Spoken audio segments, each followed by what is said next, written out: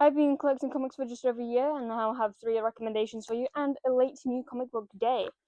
So I'll be doing that at the end, and let's jump into the recommendations. Like I said, I had 3: 1 Marvel, 1 DC, and 1 independent. Let's jump straight into it. It Takes One to Kill One by Blade. By Blade? No, Blade. It Takes One to Kill One. This was practically my introduction to Marvel comics. I hadn't read anything Marvel prior to this.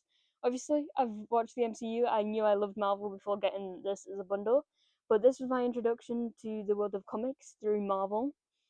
Well, the Marvel side of it anyway. And I really, really did enjoy this.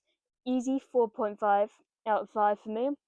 I didn't know anything about Blade. I don't think you need to know anything about Blade to understand this. I understood it perfectly fine, with only knowing he was part vampire, and it kind of explains it through the story, as um, which is he's basically following this prophecy, trying to stop it from happening, and you basically just learn everything you need to know about him through him trying to prevent that.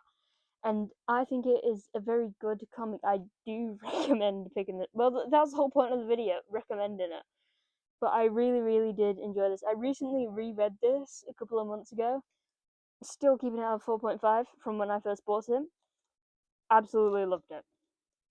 Moving on to DC, got Batwoman Elegy. I'm currently rereading this because of the new Batwoman run that is coming out. It is easy 5 out of 5 for me. I didn't know much about Batwoman before getting this, and I do think it is a very good jumping off point. Although it's not like the official start to her character, like I said, very good jumping point. You don't need any sort of knowledge of it, and blurb on the back tells you everything you really need to know about her backstory, about her leaving the military due to bigotry and all that stuff. But apart from that, you don't need to know anything about her character to be able to enjoy and read this comic. One thing I do regret about it though is getting it in compact form. I really want it in trade back now that I'm rereading it. So that is just one small thing I would recommend, to try and get it in a different format other than compact, because the art is just gorgeous in this, and compact comics just don't do art justice, as we very well know. But it is very good, easily a 5 out of 5 for me.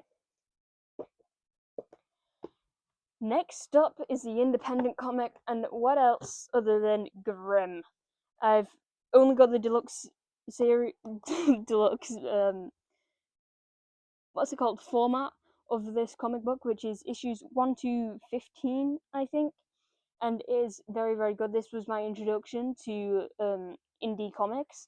I got it due to following Stephanie Phillips on TikTok, and it is currently getting a show on Netflix, I'm pretty sure. I'm gonna have to double check that one.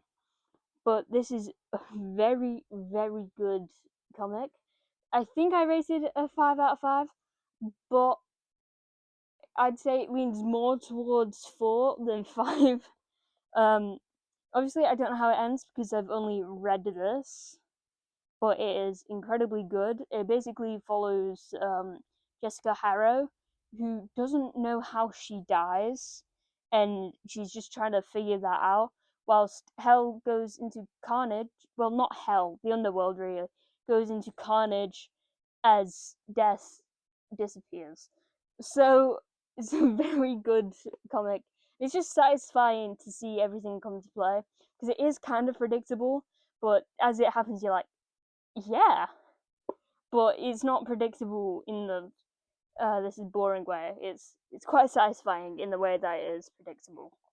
So that is my 3 comic book recommendations, and now into the late new comic book there. I completely forgot to open this because I've had mocks on at school. Politics mocks. Actual mocks start in a few weeks, which is a pain. These boxes are so hard to open. I can never manage it. There we go. So it was unfortunately quite delayed, my opening of this. And we've got Absolute Batman issue 19 and Black Cat issue 9. I'm really happy about Black Cat, because I just found out that it's not going to be stopped at 10 issues like every other Marvel comic at the moment. Apparently, it's going to go on to 15, which I'm very, very happy about because I am quite enjoying it at the moment. I'm also enjoying Absolute Batman, but I'm not caught up with that one just yet. So that is all for today's video. See ya.